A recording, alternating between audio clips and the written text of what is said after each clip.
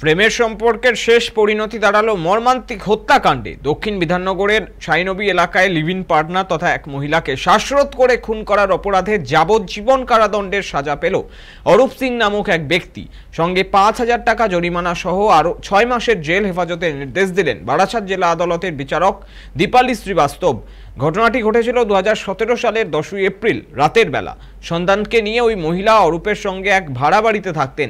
সেই রাতে প্রতিবেশীরা জানলা দিয়ে দেখতে পান ঘরের মেঝেতে পড়ে রয়েছে মহিলার নিথর দেহ, আর ঠিক পাশে বসে রয়েছে অভিযুক্ত অরূপ সিং।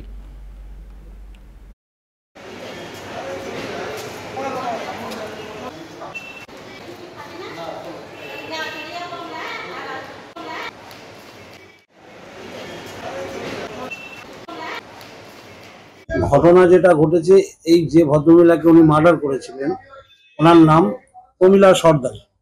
আনঅফিসিয়ালি বিয়ে করে ওরা সংসার করছিল।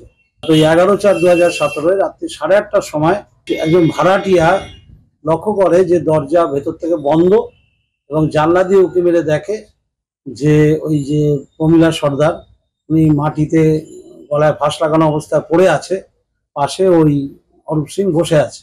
তারপরে ওদের বিরুদ্ধে বধূ নির্যাতনের মামলার সঙ্গে 304 বি এবং 302 ধারায় এবং 34 কমন ইন্টেনশন, তখন দুজনের বিরুদ্ধে মামলাটা হয়েছিল।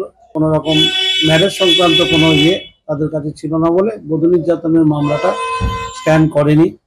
কিন্তু 302 অর্থাৎ মার্ডার করেছে ওই ছেলেটি, এবং মৃতদের পাশেই সে বসেছিল এবং ঘটনা সে ঘটিয়েছে।